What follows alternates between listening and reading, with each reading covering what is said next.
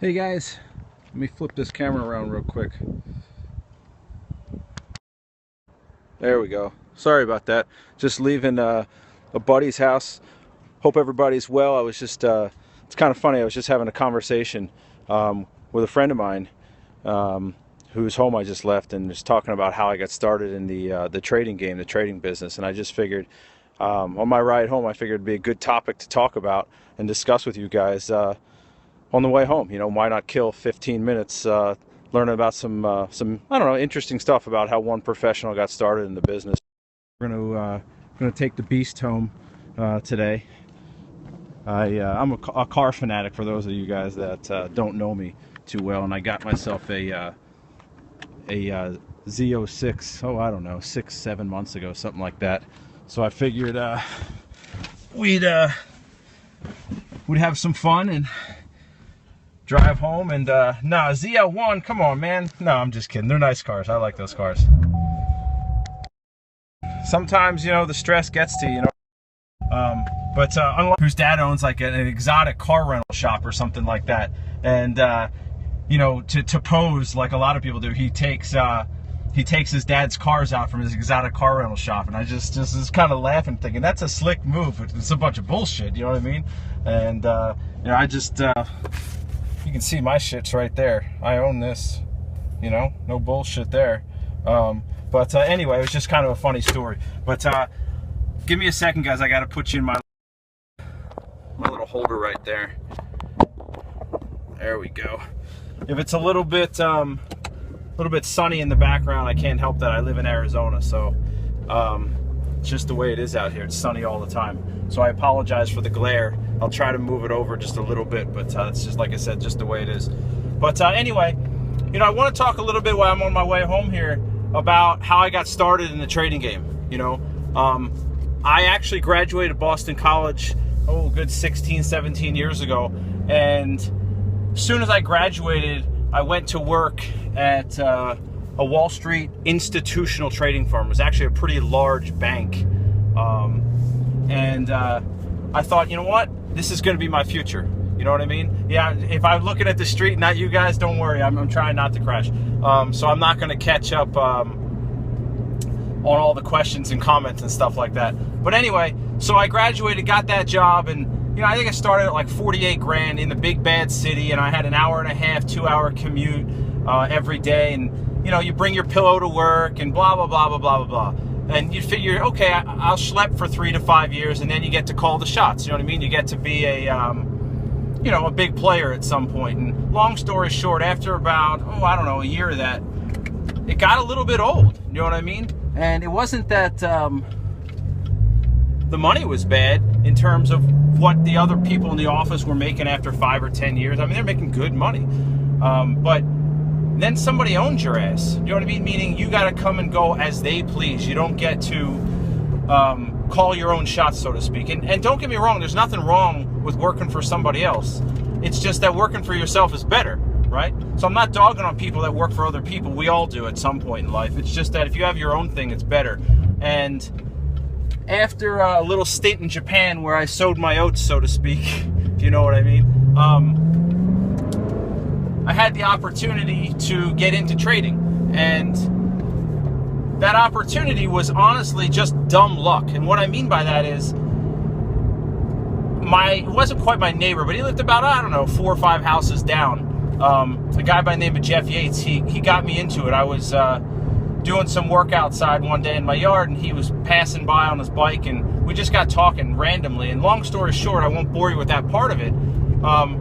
You know, I went to his house for lunch one day, and I saw this big 5-6 monitor set up, and you know, the whole 9 yards. And I got to watch this guy trade for a couple of days. You know, seeing him pull in 3-4 grand a day. I mean, months he's making $20,000, $30,000, $40,000. No bullshit, you know. And I got to see it with my own eyes, and I thought, man, that's what I want to do. You know, again, I apologize, guys. That's my phone moving up and down on the holder.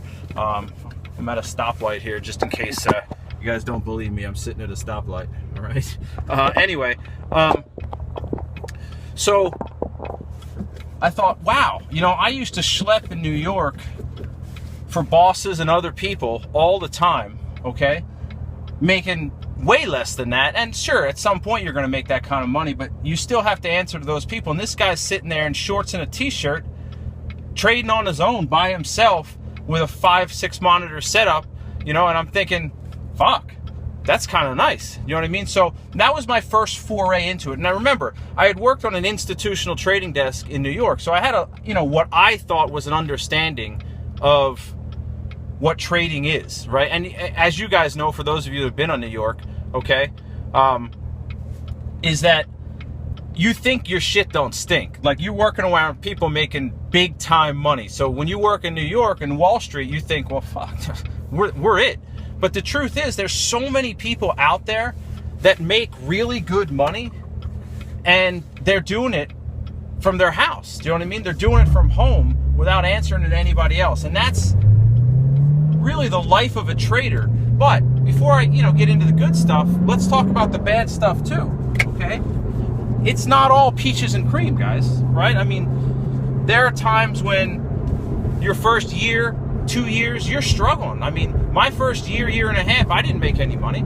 I would say it wasn't until about 18 months in that I started doing what I consider okay. And that wasn't even great. That was just okay. But since then, and that was, gosh, I started trading 10 years ago now. Gosh, time flies. But after that second year mark, man, things just started really blossoming. And the money just started coming in quite nicely. You know what I mean? So after doing all that, give me one sec, guys, here. Gotta pay attention to the street for a quick second. I apologize. My bad. I'd rather not get in an accident talking to you guys. Anyway, so after that year and a half, 2 years, and guys, I put a lot of time into it. I mean, really a lot of time. When I mean a lot of time, probably 12 hours a day. All right. And I was very lucky because I had a mentor in Jeff Yates, and he's really the person that helped keep me on the right track with regard to money management skills and all of the important things that you need to know. Because one of the biggest lessons you're going to learn in trading is to make money, you have to last. If you don't last, you'll never make money. A lot of people think this is some, you know, get rich quick business. In a month, you're going to set the world on fire, and that's just how it's going to be. And some people do that. You know, I met Unmal, good 3 years ago now, and he's one of those guys that really didn't have the steep learning curve that I had. Okay, I mean, that guy really, he did pretty well for himself almost from the get-go. Maybe not from day one, but almost from day one. I didn't have that. Even though I had a good mentor, I wasn't one of those, you know, guys who quite got it, so to speak, right off the bat. You know, I understood the charts, but my problem was the emotional fortitude, the emotional discipline that it took to make money. And that took me a couple years to really master. Okay, whereas somebody like Unmal, you know, Delta 90 there is just, he just got it. You know, some people get it and some people don't. So it took me a couple years to do that. But after that couple years, think about it. You go to college for 4 years to get a job at a big Wall Street firm, but you had to spend 100 grand. My college was 32 grand a year when I went to Boston College. That's not chump change. Times that by 4, it's a lot of money, right? So it took me 4 years to get that piece of paper, okay? And then after 4 years, somebody hired me. Well, so when I looking back at it, the 2 years I spent learning the trading game, or the year and a half before I was able to, you know, do okay, was well worth it. You know, a lot of people don't look at it that way, but it's the way you have to look at it. You know, some people are going to come in and they're going to make money right away. Some people aren't. Most people aren't. It's going to take you a year, maybe 2, okay? That seems to be kind of the norm, right? Again, I apologize. I'm not able to read all the comments, so you guys can be saying whatever you want. So after that year and a half working with Jeff and studying my brains out and trying to figure out what the hell was wrong with me in terms of, you know, the chart patterns were there, but the money management and the trade management wasn't, okay? And once I figured that out, everything just grew from there. Does that make sense? So you're looking 2008, 2009-ish, and every year since then, the money has just grown exponentially. And here's the crazy part. I'm not doing a damn thing different than I was 6, 7 years ago. I mean, I still wake up at the same time. I get in front of my office at the same time, right? I trade the same types of stocks right, at the same times of the day, and I manage them almost exactly the same way, right? So none of that stuff has really changed. It's just I'm a little bit better money manager. I might risk a little bit more money now than perhaps then. So all of those things factor into being a good trader. But the one thing that I can tell you guys is, if you want to be successful in this business, the number one thing you need outside of persistence is money management. If you're not a good money manager, you're never going to make it in this business, okay? And one of the unfortunate things that I see with traders is they come in and they watch somebody who's really successful getting into their fake Ferrari or their fake Lamborghini that they rented from their dad's, rental shop, okay? And they think, I need that, and I need it now. I need it yesterday, okay? So what do? They go out and they risk $1,000, $2,000, $3,000 every single trade. Every time they push the button, they're trying to be that guy, okay? And you can't be that guy, right? Sorry, guys. You can't be that guy. You don't have the experience to be that guy, right? Go try to play one-on-one with LeBron. You're not going to win, right? It takes time and experience. So if you want to be successful in this business, start small. Don't listen to all that hoopla, hype, ads, and all that other shit that you see out there. You have to learn from true professionals, people who know what they're doing, people who know how to make money, right? And people that can show that to you. So, one, you have to last. Two, you need good money management, all right? And three, you got to stick with it. And that's part of lasting. Lasting and money management are kind of the same thing, but you have to stick with it, okay? Again, I apologize. I can't read all the comments. I'm trying to drive at the same time, and I apologize. And I'm trying to look for something that I dropped while I'm driving and talking to you guys at the exact same time, which is, again, really hard to do. All right. So, only got a few minutes left here before I get home, but it took me a good couple years to be good at this, guys. And it may take you less, it may take you more. But if you want to be good at anything, you're going to put the time and the effort into it. And one of the things we do at Live Traders is we teach people that we can show you the patterns. We can show you the trades. We can show you that stuff. But the one thing I can't show you is sitting next to you and making you not push the button on that trade that looks like shit, but you just can't stop yourself because you lost on an earlier trade and you want to get your money back, and oh my gosh, the emotions are running through your head.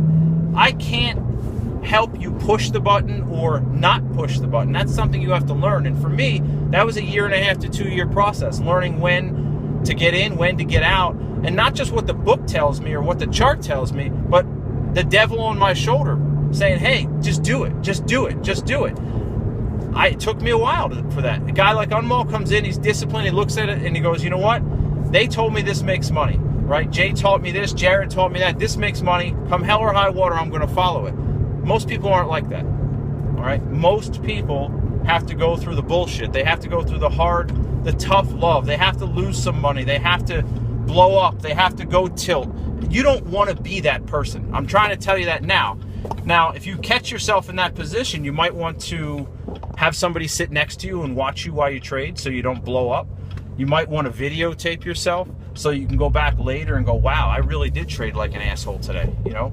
So you go in with good intention and then you mess it up, okay?